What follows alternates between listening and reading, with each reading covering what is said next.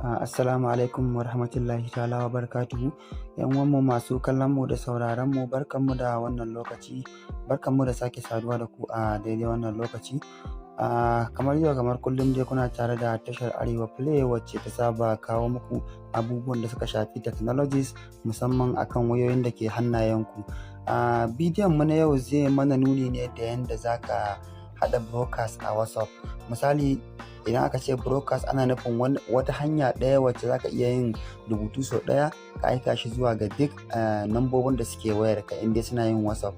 Misali, kila akwai wanda zaka ga yana da buƙatar rubuta kila saƙon barka da juma'a ko barka da safiya ko barka da shan ruwa kamar wannan lokaci da muke ciki na ramadana, da sai ka ga wani idan ya yi rubutun sai ya dinga yin forwarding yana turawa nambobin shi ɗaya bayan ɗaya ko kuma ya maki ya dinga turawa.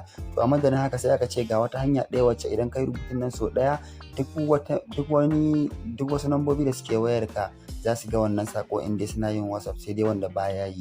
So shine bidiyon ko kuma in ce abin da za mu yi a yanzu.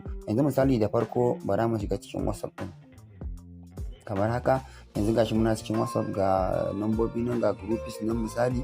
So da farko abin da zaka yi shine idan kana da buƙatar ka yi creating din broadcast, zaka zo sama sai ka danna wannan yes, zai baka option. Yanzu gashi nan new group, new broadcast, linked device da sauransu dai. Sai ka shigo sai ka taba nan new broadcast. Yes, to yanzu gashi ya kawo mu wajen da za mu yi creating din broadcast ta yadda za mu dinga yin rubutu muna aikawa nambobinmu ba tare da wani ɓata lokaci ba. Misali ne yanzu ina da nambobi guda 256 wanda suke yin WhatsApp a wayana.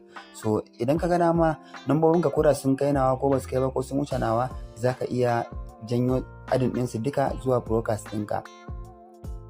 Sannan kuma idan ka ga dama za ka iya yin selecting, misali idan akwai wanda kila baka buƙatan su kasance a cikin broadcast ɗin kai. Amma to yanzu misali tunda dai muna gwaji ne, ba wai zan yi abin na musamman bane.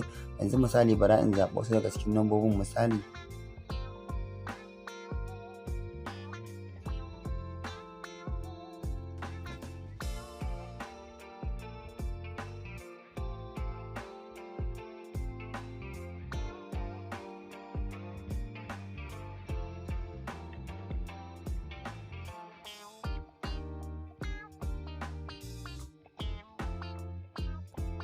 Yawa, to misali yanzu gashi na yi adin nambobi guda 10 a cikin nambobin da nake da su wanda muke so mu yi gwajin broadcast da su. So duk yayin da ka gama sa nambobin da zaka sa, idan ma duka ne, idan ma kuma zaɓa zaka yi, idan ka kammala dai sai ka zo ka danna alamar good. Yes, to yanzu broadcast ɗinka ya kammala. So bari mu buɗe data.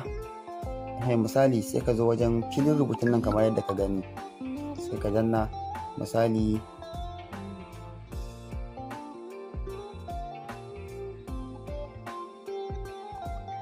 alhamdulillah.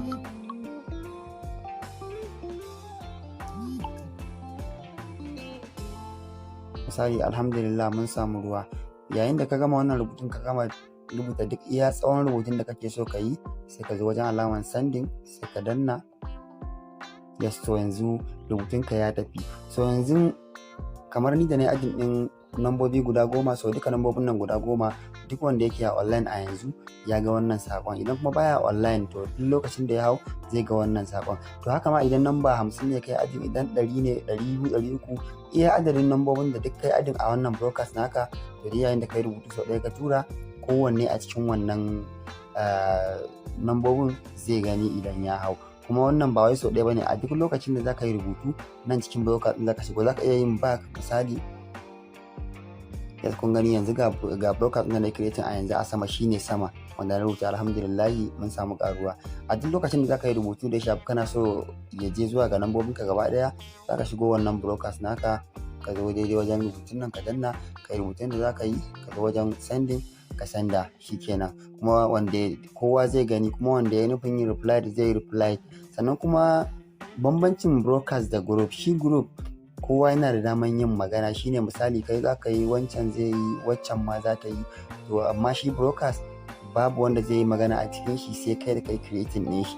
kuma ko da ko sun ga wannan sako naka, ma'ana nambobin da suke wayarka, idan mutum ya ma reply ba wai zaka ganshi a cikin broadcast din bane, no, zaka ganshi a private inbox ne naka, kamar da yanda kake yin chatting da mutum a privately haka, misali kenan. Shine bambancin broadcast da kuma group.